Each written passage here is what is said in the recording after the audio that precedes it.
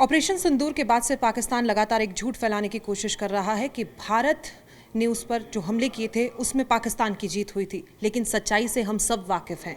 हालांकि भारत की तरफ से डिटेल जानकारी दे दी गई है और ऐसे में पाकिस्तान आज जो खबर सामने आती है पीओके से अपने ही पाकिस्तानी नागरिक को गिरफ्तार करता है और उस पर ये आरोप लगते हैं कि उसने आतंकी ठिकानों की जीपीएस लोकेशन जो है वो भारत को दी थी। हालांकि ये हम साफ कर देते हैं कि भारत के पास पाकिस्तान के सभी आतंकी ठिकानों की लोकेशंस, सारी जानकारी पहले से मौजूद है।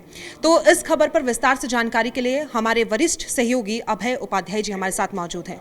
सर, वो भारत जब आम लोगों पर हमला हुआ तो उसने ऑपरेशन सिंदूर की शुरुआत करी और पाकिस्तान आज अपने ही आम लोगों को निशाने पर ले रहा है। क्या मैसेज देने की कोशिश कर रहा है सर? दरअसल इसको हम लोग कहते ही हैं कि खिसियानी बिल्ली खंभा नोचे।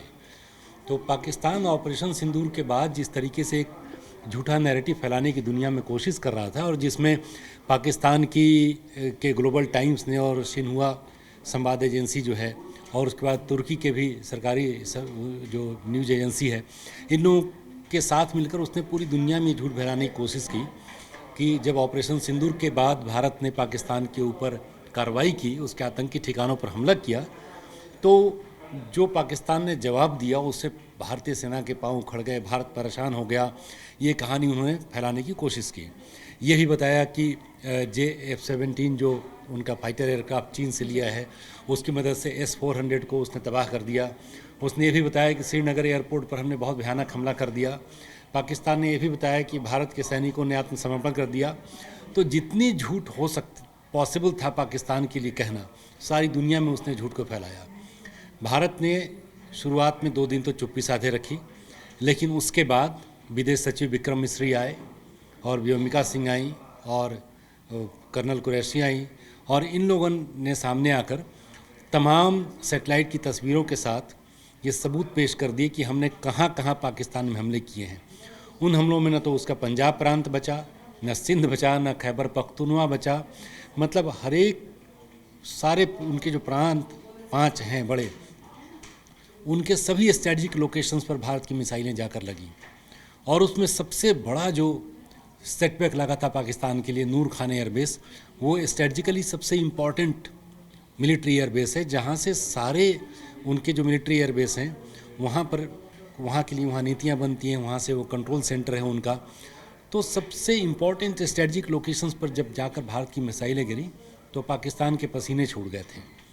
लेकिन सवाल ये था कि उनको इम्प्रेशन ये देना था कि पाकिस्तान ने युद्ध जीत लिया है, जैसा कि वो हमेशा करता है। आज़ादी के ठीक बाद जब उन्होंने हमला किया वहाँ से लेकर और खुलकर जो बड़ा युद्ध हुआ दोनों के बीच में करगिल तक, वहाँ की किताबों में भी पढ़ाया जाता है, टेक्स्ट बुक में पढ़ाया जाता है कि भारत के ऊपर उन्होंने फतह हासिल कर ली थी। लेकिन इस बार तस्वीरें दूसरी थी। क्यों? क्योंकि एक तो सोशल मीडिया का दौर है। जब मिसाइलें वहाँ गिर रही थीं पाकिस्तान के शहरों में और पाकिस्तान के मिलिट्री एयरबेसेस पर, तो वहीं के लोग वीडियो बना के पोस्ट कर रहे थे और पाकिस्तान को गाली दे रहे थे इनफैक्ट कि देखो ये कैसे झूठ बोल रहे हैं।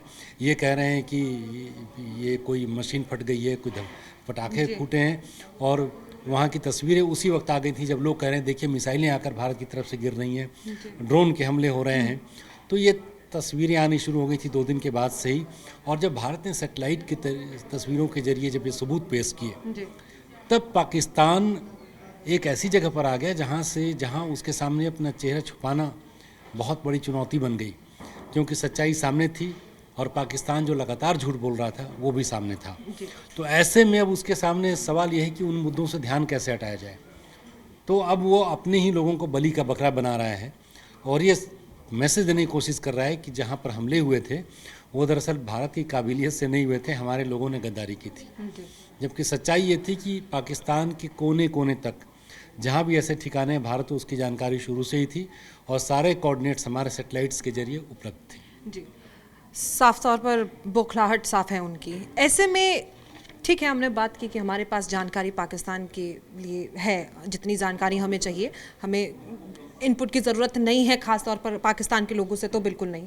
ऐसे में आपको लगता है कि अगर दे भी दी होगी उन्होंने ऐसी कोई जानकारी, उस इनपुट की भारत को ज़रूरत है?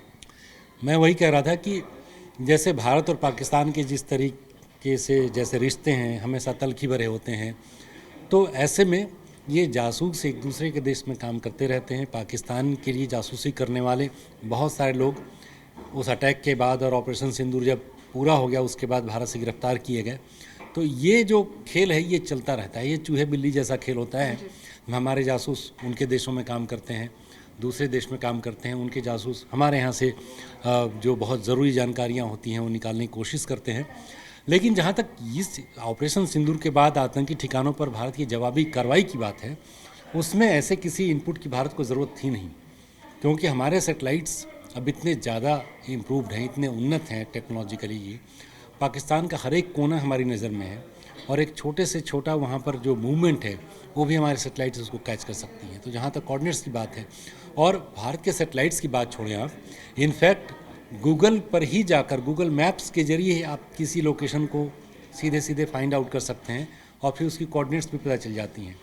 तो इस तरीके की बात कहना कि हमारे आतंकी ठिकानों की जानकारी इन लोगों ने भारत को मुहैया कराई है, मुझको लगता है कि ये अपने ही लोगों के ऊपर, अपने ही लोगों के बीच से कुछ ऐसे लोगों को निकाल रहे हैं। और ये भी गौर करने वाली बात है कि वो पीओके से किसी व्यक्ति को उन्होंने पकड़ा है।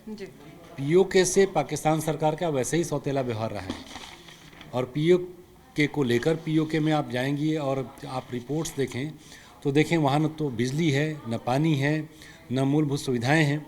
तो इस वजह से, और खर्चे की बात अगर देखें तो भारत जम्मू कश्मीर में जिस तरीके से डेवलपमेंट कर रहा है, विकास जिस तरीके से जिस तेज़ी से हो रहा है, पीओके में उसके मुकाबले में कुछ भी नहीं है।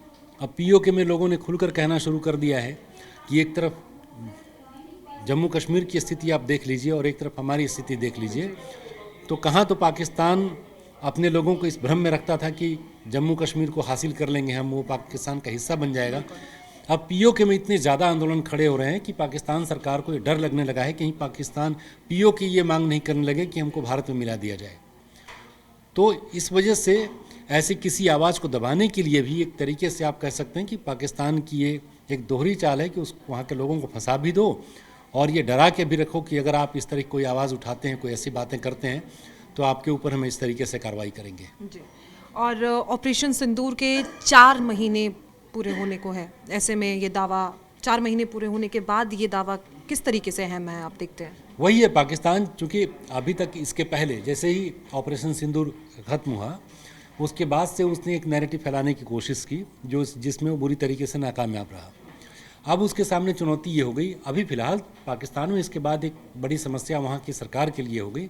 आसिम मुनीर अचानक से वहाँ के सियासी पटल पर बहुत तेज़ी से उभरे। जी। ये ऑपरेशन, ये पहलगाम अटैक और उसके बाद ऑपरेशन सिंदूर, इस दोनों के पहले के महीने तक अगर आप देखें तो आर्मी, पाकिस्तान की आर्मी में ऐसा कमज़ोर जनरल देखने में मुझको पिछले कई दशकों में कोई नहीं मिला था। इसके पहले बाजवा थे, उनकी पकड़ बहुत ज़्यादा थी सत्ता पर। ये ऐसा लग रहा था कि शायद एक डेमोक्रेटिक गवर्नमेंट चुन के आई है और उसमें आसिम मुनीर एक सामान्य आर्मी के जनरल की तरह ही रहेंगे। लेकिन और पाकिस्तान की ऐसा लग रहा था कि बहुत दशकों में पहली बार शायद सत्ता पर उतनी मजबूत पकड़ नहीं है। तो इसीलिए जानकार बताते हैं कि ये पूरा का पूरा मास्टरमाइंड पाकिस्तानी आईएसआई और सेना का मिलके था, जिसमें आसिम मुनीर का बहुत बड़ा हाथ था। पहलगाम में अटैक हुआ और अटैक के बाद जिस तरीके से भारत ने उनके आतंकी ठिकानों पर कार्रवाई की, हम भले ही आतंकी ठिकानों पर कार्रवाई करते हैं लेकिन पाकिस्तान के अवाम को ये बताया गया कि ये पाकिस्तान पर हमला है, पाकिस्तान की सॉवरेनिटी पर हमला है। और यही करके वहाँ के लोगों को दिग्भ्रमित किया गया, भ्रम में रखा गया। और उसके बाद जो नैरेटिव फैलाया गया कि पाकिस्तान की सेना ने बहुत ज़बरदस्त मुँहतोड़ जवाब, जिसको कहते हैं मुँहतोड़ जवाब दिया और हमने श्रीनगर एयरबेस को तबाह कर दिया, S-400 को ख़त्म कर दिया। ऐसी बातें फैलाने के बाद आसिम मुनीर निश्चित तौर पर एक ऐसे शख्स के रूप में उभरे जिसने कि ये इमेज उनकी बना दी कि उन्हीं के हाथ में पाकिस्तान सुरक्षित है। मजबूरी ये हो गई शहबाज शरीफ के पास कि उनको सम्मानित करने के लिए, ये बताने के लिए कि हाँ आपने बहुत अच्छा काम किया है, अब फील्ड मार्शल की उपाधि उनको दे दी, जिनको पूरी दुनिया फील्ड मार्शल बोल रही है। तो ये जैसे जैसे वक्त बीतता गया, अब मुश्किल ये है शहबाज शरीफ के सामने कि अब उनकी स्थिति बहुत ज़्यादा कमज़ोर हो गई है। पिछले 2 महीनों में देखें आप, आसिम मुनीर की 2 विजिट हो चुकी है अमेरिका की। तो अमेरिका अब ये 2 बार जाना, ये स्पष्ट संदेश है, ये इस्टेब्लिश हो रहा है और अमेरिका ने इस्टेब्लिश भी कर दिया है कि आसिम मुनीर ही वहाँ के सर्वे सर्वा हैं। तब वहाँ की सरकार के सामने भी चुनौती है कि अपनी पोजीशन को कैसे मजबूत किया जाए। तो अपनी रेलिवेंस को बनाए रखने के लिए भी ज़रूरी है कि कुछ लोगों को पकड़े, बताएं कि देखिए हमारे पुलिस ने, हमारी संस्थाओं ने ऐसे लोगों को पकड़ा है जो भारत का सहयोग कर रहे थे और पाकिस्तान के खिलाफ काम कर रहे थे। एक तो उनके अपने ही आतंकी ठिकाने, ऊपर से जो देश का संचालन ही उसकी सेना करती है। आसिम मुनीर का इतना उभर कर आना, हमने उसके बारे में भी बात की। शहबाज शरीफ की भी कंडीशन वहाँ पर ठीक नहीं है। तो पाकिस्तान अपने ही जाल में खुद ही फंस रहा है। इसका भविष्य आपको कैसा ही दिख रहा है? देखिए, तो पहले ही एक फेल्ड स्टेट के बारे में दुनिया जानती है पाकिस्तान को लेकर, और जिस तरीके का वही निश्चित तौर पर अपने ही जाल में उलझ रहा है, क्योंकि पाकिस्तान में परंपरा ही नहीं है किसी डेमोक्रेटिक गवर्नमेंट के फलने फूलने की। इमरान खान है, जब तक उनके संबंध सेना के साथ अच्छे रहे तब तक वो सत्ता में बने रहे, और जैसे ही ये दोनों का समीकरण बिगड़ा, इमरान खान को उठाकर जेल में बंद कर दिया गया। बिल्कुल। तो उसी तरीके से अभी जो परिस्थितियां बन रही हैं, शहबाज शरीफ और उनके परिवार के ऊपर तो रिश्वत के, गबन के ऐसे हजारों आरोप पहले से ही हैं। नवाज शरीफ भी एक ज़माने में बाहर चले गए थे, जब ये शहबाज शरीफ सत्ता में लौटे तो लंदन से इनकी वापसी हो सकी। तो इनके कई सारी फाइलें सेना ने अपने पास रखी होंगी, और निश्चित तौर पर आसिम मुनीर ने रखी होंगी कि शहबाज शरीफ अगर डेमोक्रेटिकली इलेक्टेड पीएम के तरह कहीं पेश आने की कोशिश करते हैं तो इनको भी उठाकर किसी जेल में बंद कर दिया जाएगा। तो पाकिस्तान की कहानी ऐसी ही है, उसमें पहले भी कुछ नहीं था, अभी भी कुछ नहीं है, और आगे भी उसका कुछ होने वाला नहीं है। बहुत बहुत शुक्रिया सर आपका। तो देखिए, पाकिस्तान की बौखलाहट तो साफ है, आम नागरिक को भी वो फंसा ही रहा है। वहाँ के पाकिस्तानी नागरिक को गिरफ्तार करने की एक खबर कि उन्होंने जीपीएस लोकेशन दी तो भारत ने हमला किया। तो हम पहले भी साफ कर चुके हैं कि भारत को तो ऐसी लोकेशंस की ज़रूरत नहीं है, उसके पास सारी इन्फॉर्मेशन है, और पाकिस्तान बस अपने जो नापाक वो तरीके हैं उनको सुधार ले और भारत से सोच समझ कर पेश आए। तो फिलहाल आज के लिए इतना ही। ऐसी ही तमाम खबरों के लिए आप देखते रहिए News 18 JKLH।